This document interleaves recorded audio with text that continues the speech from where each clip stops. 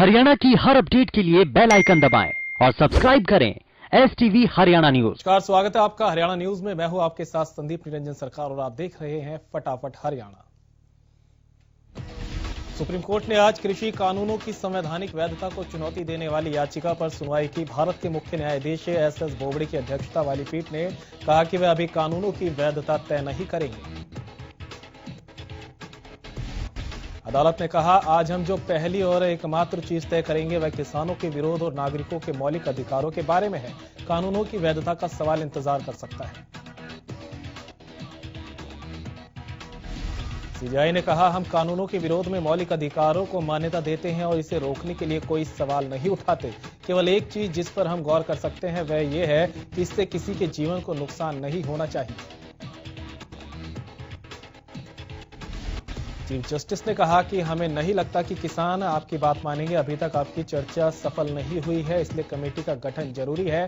Attorney general ने appeal की है कि 21 दिनों से सड़कें बंद हैं, जो खुलनी चाहिए। वहां लोग बिना मास्क के बैठे हैं, ऐसे में कोरोना का खतरा भी है। कुंडली सिंगू बॉर्डर पर किसान आंदोलन में शामिल होने आए किसान भीम सिंह की ट्रेन से गिरने से मौत हो गई। मृतक किसान गांव पीरा पट्टी के संगरूर का रहने वाला था। कुंडली थाना पुलिस ने शव को कब्जे में लेकर सोनीपत के सरकारी अस्पताल में पोस्टमार्टम के लिए भिजवाया। सिख समुदाय के लोगों ने मृतक किसान के परिवार के लिए पंजाब और हरियाणा सरकार से मुआवजा देने की मांग की है। किसान आंदोलन के चलते नारनौल नेशनल हाईवे पर वाहनों की लंबी कतार देखने को मिली। आंदोलन के चलते कई किलोमीटर लंबा जाम लग गया। वाहन चालकों का कहना है कि वो शाम 7 बजे से सुबह नांगल चौधरी से नारनौल पहुंचे। ठंड के बीच दिल्ली बॉर्डर पर किसान लगातार 3 कृषि कानूनों को वापस करवाने की मांग को लेकर 22 दिनों से सरकार के खिलाफ आंदोलन कर रहे हैं। दिल्ली बॉर्डर पर प्रदर्शन कर रहे किसानों को बहुत से संगठनों का समर्थन मिल रहा है। किसानों के समर्थन के लिए पूर्व सैनिक भी आगे आए हैं। बता दें कि दिल्ली बॉर्डर पर आंदोलन कर रहे किसानों को समर्थन देने के लिए आज पूर्व सैनिक वेलफेयर कमेटी का एक डेलीगेशन अंबाला से रवाना हुआ। मीडिया से बातचीत करते हुए पूर्व सैनिक वेलफेयर कमेटी के प्रधान अतर सिंह मुल्तानी ने बताया कि दिल्ली बॉर्डर पर प्रदर्शन कर रहे किसानों का हौसला बढ़ाने के लिए उनका एक डेलीगेशन आज दिल्ली कूच कर रहा है। उन्होंने सरकार से किसानों की मांगों को मानकर उनकी समस्या का समाधान करने की अपील की है। उन्होंने कहा कि जिस देश का जवान और किसान सड़कों पर आ जाए, ये उस देश का दुर्भाग्य होता है और सरकार इस दुर्भाग्य को खत्म करने के लिए किसानों की मांगों को मान ले। किसान आंदोलन में एक किसान की आत्महत्या के बारे में कहते हुए पूर्व सैनिक अतर सिंह मुल्तानी ने कहा कि सरकार अगर किसानों की कुर्बानी लेकर मानेगी तो क्या मानेगी। उन्होंने कहा कि कुर्बान होने से पहले ही सरकार को किसानों की मांगों को मान लेना चाहिए।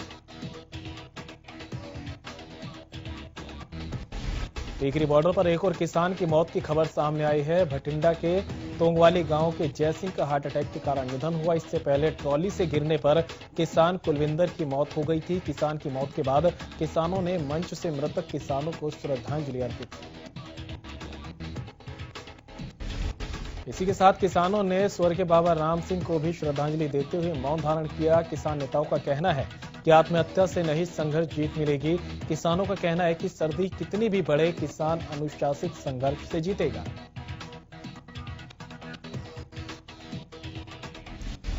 करनाल के कल्पना चावला मेडिकल हॉस्पिटल में संत बाबा राम सिंह के शव का पोस्टमार्टम किया गया। इस दौरान अस्पताल में बड़ी संख्या में श्रद्धालुओं की उपस्थिति रही। संत बाबा राम सिंह जी के पार्थिव शरीर को सिंगड़ा गांव में ले जाया गया, जहां उनका अंतिम संस्कार किया जाएगा। वहीं भारतीय किसान यूनियन के प्रदेश अध्यक्ष गुरुनाम सिंह चढ़ूनी ने भी करनाल पहुंचकर उनके पार्थिव शरीर के अंतिम दर्शन किए। संत बाबा राम सिंह की मौत पर कांग्रेस के प्रदेश पूर्व अध्यक्ष राहुल गांधी समेत कई नेताओं ने दुख जताया। राहुल गांधी ने बाबा राम सिंह को श्रद्धांजलि देने के साथ मोदी सरकार पर निशाना साधा। उन्होंने कहा कि कई किसान अपने जीवन की आहुति दे चुके हैं। मोदी सरकार क्रूरता की हद पार कर चुकी है। आपको बता दें कि सिंगू बॉर्डर पर किसानों के धरने में शामिल संत बाबा राम सिंह ने बुधवार को खुद को गोली मारकर आत्महत्या कर ली थी। बाबा राम सिंह करनाल के रहने वाले थे और उन्होंने सिंगू बॉर्डर के पास आत्महत्या की। संत बाबा राम सिंह का एक सुसाइड नोट भी सामने आया है। सुसाइड नोट के मुताबिक संत बाबा राम सिंह ने किसानों पर सरकार के जुल्म के खिलाफ आत्महत्या का बात कही है। संत राम सिंह ने सुसाइड नोट में लिखा है कि उन्होंने किसानों का दुख देखा, वो अपना हक लेने के लिए सड़कों पर है, लेकिन सरकार किसानों को न्याय नहीं दे रही। कांग्रेस प्रवक्ता रणदीप सुरजेवाला ने भी संत बाबा राम सिंह की खुदकुशी पर शोक जताया। उन्होंने कहा कि संत राम सिंह जी सिंगड़ेवाले ने किसानों की व्यथा देखकर अपने प्राणों की आहुति दी।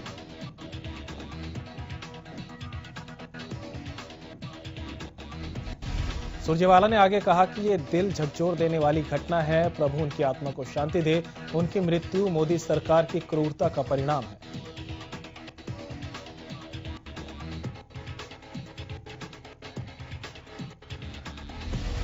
वहीं कांग्रेस की प्रदेश अध्यक्ष कुमारी सैलजा ने भी ट्वीट कर लिखा कि संत बाबा राम सिंह की खुदकुशी की खबर से मन व्यथित है। सरकार अपना अड़ियल रवैया छोड़कर तुरंत किसानों की मांगे माननी चाहिए और तीनों काले कानूनों को रद्द करना चाहिए।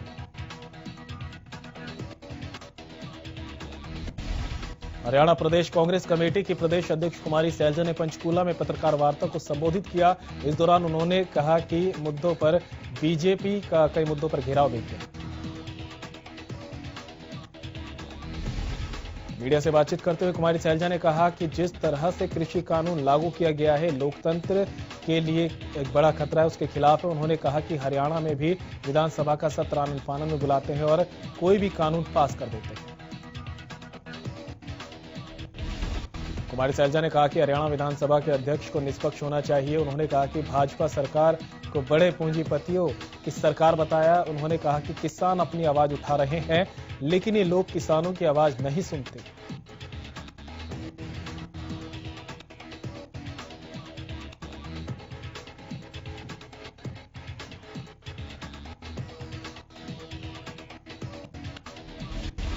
पानीपत के सामान्य अस्पताल में देर रात कुछ बदमाशों ने व्यक्ति के साथ मारपीट की। व्यक्ति इलाज के लिए अस्पताल में भर्ती था। इस दौरान अचानक कुछ बदमाशों ने उस पर लाठी डंडों से हमला कर दिया। फिलहाल परिजन व्यक्ति को निजी अस्पताल ले गए, जहां उसका इलाज जारी है। पुलिस को मिली शिकायत के बाद मामले की जांच की जा रही है। फतेहाबाद में कुछ युवकों ने शराब के नशे में एक घर के बाहर जमकर हंगामा मचाया। बगीची मोहल्ले में करीब आधा दर्जन युवक नशे में धुत एक घर के बाहर पेशाब करने लगे। जब घर मालिक ने उन्हें रोका, शराबियों ने परिवार के साथ जमकर मारपीट की। इस दौरान पथराव की तस्वीरें भी सीसीटीवी में कैद हो गई। पीड़ित परिवार ने पुलिस को मामले की शिकायत दी। मौके पर पहुंची पुलिस ने मामला दर्ज कर सीसीटीवी की मदद से युवकों की तलाश शुरू कर दी है। कैथल में अस्पताल प्रशासन की उदासीनता के चलते कोरोना एडवाइजरी की सरेआम धज्जियां उड़ रही है। अस्पताल में आ रहे मरीज और उनके परिजन न तो सोशल डिस्टेंसिंग का पालन कर रहे हैं, न ही रोगियों ने मास्क लगाया हुआ है। अस्पताल प्रशासन का कहना है कि लोगों को समझाने के लिए कर्मचारियों की ड्यूटी लगाई गई है और जो लोग नहीं मान रहे उनके चालान काटे जा रहे हैं। लेकिन अस्पताल के हालात को देखते हुए लगता है कि अस्पताल प्रशासन महज चालान काटकर अपनी जिम्मेदारी पूरी कर रहा है। किसान आंदोलन को देखते हुए गोहाना सिटी थाना पुलिस ने शहर में पुलिस सुरक्षा को बढ़ाते हुए हर चौक पर अलग से पुलिस के जवानों की तैनाती कर दी है। इसके साथ साथ शहर में दिन के समय बड़े वाहनों की एंट्री पर रोक लगाई गई है। कई रूटों को डाइवर्ट कर बाहर से आने वाली बड़ी गाड़ियों को बाईपास से भेजा जा रहा है। गोहाना सिटी थाना के एसएचओ महिपाल सिंह ने बताया कि किसानों के आंदोलन को देखते हुए गोहाना में भी पुलिस सुरक्षा को बढ़ाया गया। इसके अलावा शहर में अवैध पार्किंग और गलत तरीके से वाहन खड़ा करने पर वाहनों के चालान भी किए जा रहे हैं।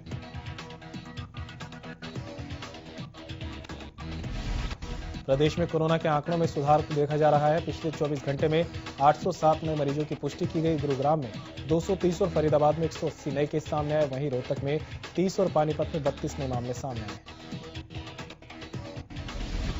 प्रदेश में 24 घंटे में 14 मरीजों की मौत के मामले सामने आए। इसी के साथ अब तक कुल 2765 कोरोना मरीजों की मौत हो चुकी है। हरियाणा में कुल 2,55,014 केस अब तक सामने आए हैं। वहीं एक दिन में 1,452 मरीजों ने कोरोना को मात दी।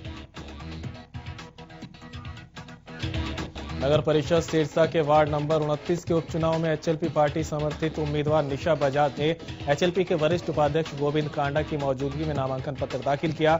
गोविंद कांडा ने निशा बजाज की जीत का दावा करते हुए कहा कि एचएलपी का लक्ष्य सिरसा का विकास करना है। साथ ही उन्होंने बताया कि काफी उठापटक के चलते सिरसा नगर परिषद में कोई विकास कार्य नहीं हुआ। उन्होंने कहा कि यहां सारे काम रुके हुए हैं। जब विकास का रास्ता खुला तो प्रधान पद के चुनाव को लेकर स्टे ले लिया गया। ऐसे में विकास की उम्मीद जगी है। वहीं इस अवसर पर गोविंद कांडा के अलावा शिरोमणि अकाली दल के राष्ट्रीय उपाध्यक्ष वीरभान मेहता, पार्षद राजेश गुज्जर आदि लोग भी मौजूद रहे। सिरसा में 4 साल पहले हुए गेहूं घोटाले में पकड़े गए खाद्य आपूर्ति विभाग के 4 अधिकारियों को जेल भेजने के बाद मुख्यालय ने उन्हें सस्पेंड कर दिया। फिलहाल मामले की जांच सिरसा पुलिस की एसआईटी कर रही है। ये जानकारी विभाग के खाद्य आपूर्ति विभाग के अधिकारी सुरेंद्र सैनी ने दी। सस्पेंड किए गए लोगों में 2 एएफएसओ, 1 इंस्पेक्टर और 1 स्टोर कीपर है। दरअसल साल 2015-16 में विभाग के कुछ अधिकारियों और कर्मचारियों ने डिपो होल्डर को राशन वितरण करने के दौरान घोटाले को अंजाम दिया था। इस मामले की जांच 2017 में शुरू की गई थी, जिसके बाद पुलिस ने विभाग के कई अधिकारियों, कर्मचारियों सहित 58 डिपो होल्डर्स के खिलाफ मामला दर्ज किया था। कृषि कानून के मसले पर जारी आंदोलन के बीच बुधवार को मोदी कैबिनेट ने बड़ा फैसला लिया। सरकार ने 60 लाख टन चीनी निर्यात करने का फैसला लिया। इससे होने वाली कमाई, इसकी सब्सिडी को सीधे 5 करोड़ किसानों के खाते में डाला जाएगा। कैबिनेट बैठक के बाद केंद्रीय मंत्री प्रकाश जावड़ेकर, रविशंकर प्रसाद ने प्रेस कॉन्फ्रेंस कर फैसले की जानकारी।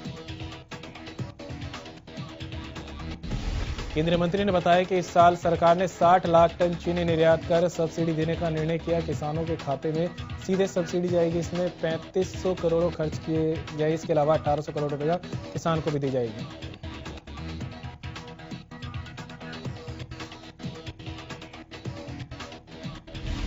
कोरोना वायरस से संक्रमित गृह मंत्री अनिल विज की तबीयत में सुधार देखा गया। मेदांता अस्पताल में अनिल विज का हेल्थ बुलेटिन जारी कर ये जानकारी दी है। हेल्थ बुलेटिन के मुताबिक विज के सीटी स्कैन और टेस्ट की रिपोर्ट संतोषजनक है। हालांकि अभी कुछ दिन और अनिल विज को आईसीयू वार्ड में रखा जाएगा।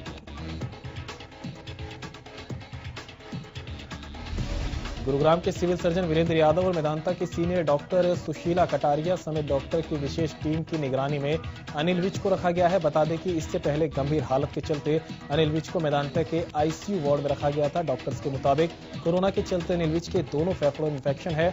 अनिल विज कोरोना के अलावा निमोनिया से भी पीड़ित है।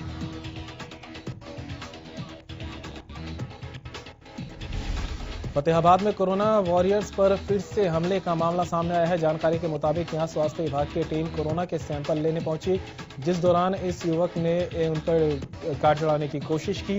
स्वास्थ्य विभाग की टीम के द्वारा कार चालक को कोरोना सैंपल के लिए रुकवाया गया था। गनीमत यह रही कि एक कर्मचारी ने साइड में कूदकर अपनी जान बचाई, जिसके चलते उसके पैर में चोट आई है। मामले में मौके पर तैनात दूसरे कर्मचारियों ने युवक को काबू कर लिया और उसे पुलिस के हवाले कर दिया गया। स्वास्थ्य विभाग की टीम ने युवक के खिलाफ शिकायत दर्ज करवा दी है और आरोपी पर कठोर कार्रवाई की मांग की है।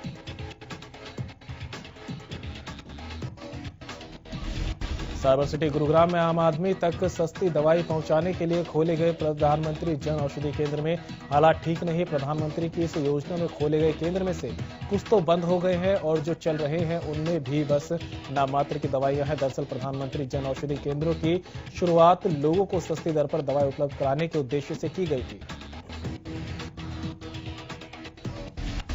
इन केंद्रों में जेनेरिक और ब्रांडेड दवाइयों के दामों में जमीन आसमान का अंतर होता है। कई लोगों की आर्थिक स्थिति ऐसी नहीं होती कि वह ब्रांडेड दवाएं खरीद सके। ऐसे लोगों को सस्ते दामों पर जेनेरिक दवाई काफी राहत देती है, लेकिन साइबर सिटी गुरुग्राम में इन केंद्रों में अधिकतर दवाएं नाम मात्र की ही हैं।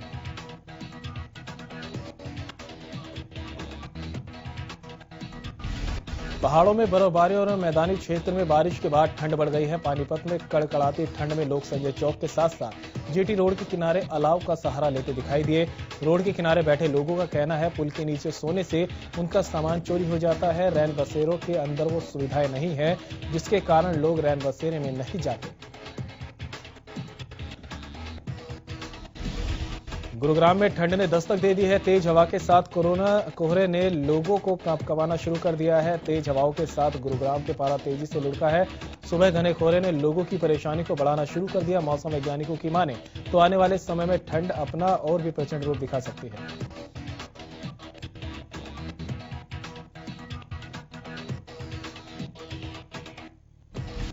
सिरसा में शीतलहर और कोहरे ने लोगों की परेशानी बढ़ा दी है। सिरसा में पारा 7 डिग्री तक पहुंचा, वहीं 10 किलोमीटर प्रति घंटे की रफ्तार से शीतलहर दर्ज की गई। पिछले 2 दिनों में अचानक मौसम में बदलाव दर्ज किया गया।